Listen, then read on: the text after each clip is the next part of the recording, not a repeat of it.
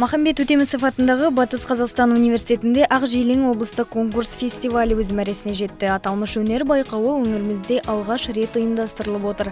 Фестиваль білім ордасының қауымдастырылған профессоры, Қазақстан композиторлар одағының мүшесі, құрмет орденінің иегері, дарын жастар сыйлығының лауреаты Еркін Нұрымбетов ағамыздың өнеріне арналды. Байқаудың басты талабы Еркін Нұрымбетовтың шығармаларын орындау, жеткізе білу. Алғаш өнер байқауына Тасқала, Теректі, Бәйтерек, Қазталов, Жаңақала, Ақжайық аудандарынан, Орал қаласы өнер мектептерінен, сондай-ақ Махамбет университеті және Құрманғазы атындағы саз колледжден барлығы 60-қа жуық жас дарын қатысты. Жас айырмашылықтары 13 пен 21 жас аралығы. Дайындықтар өте жоғары деңгейде. Оқушылар бұл жерде деген 13 пен 21 жас аралығында қатысушылар өте жақсы дайындықпен келген. Жетекшілері біздің бітірген түлектеріміз, бізден бітіріп кеткен студенттеріміз өте жақсы дайындаған. Бұнда деген 13 жасар оқушыларға шейін бар, керемет жақсы дайындықпен келген. Өздерінің жаңа фортепиано болсын, қобыз аспабында керемет өздерінің шығармаларын орындады. Және бұнда жас Еркін Шайхметович Нұрымбетовтің шығармалары орындалды, жатқа орындалды. Және тек қана бұл жаңа конкурстың ережесі бойынша тек қана осы автордың өзінің шығармалары орындалу шарт болады. Сол шығармаларды өте керемет жақсы деңгейде орындап берді.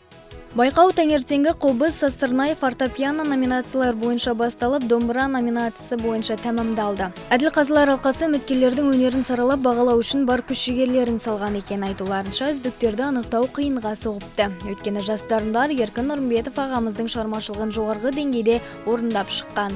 Қатарында қалалық Дина Нұрпейісова атындағы балалар музыка мектебінен келген Жайсан Гүлім де бар. Өнер байқауына Еркін Нұрымбетовтың Ақ Желең шығармасын ала келген. Осы жолы домбыра номинациясы бойынша бірінші орын бұйырды. Еркін Нұрымбетов конкурсына келдім. Онан Ақ Желең кеймен тарту шығармасын ойнаймын. Осы байқауға мен мұғалімім көмектесті, Нұрсұлтан Ахметқызы. Көптен жаттығулар үйретті, маған қалай фаршылар жасайтынын, қай жерден қалай ойнай жүретінін көрсетті. Осы байқауды маған мұғалімім айтты. Оған дейін мен Қажи Мұхатқалиевтен бірінші орын алдым. Ақ Желең кейін жалпы ол обязательный күй болып саналады. Оның қиындығы оның темпінде және де оның кей өршеттерін орындауы қиын болады. Алғашқы облыстық байқау 100-ден жүйрік, 1000-нан тұлпар болатын озашығар дарын иелерін анықтап бергендей. Салтанатты кеш барысында жеңімпаздар мен жүлдегерлерге алғыс хат пен сыйлықтар берілді. Олардың жетекшілері де ұмыт қалмады. Айта кетейік, аталмыш өнер байқауы жылда өткізу жоспарланып отыр.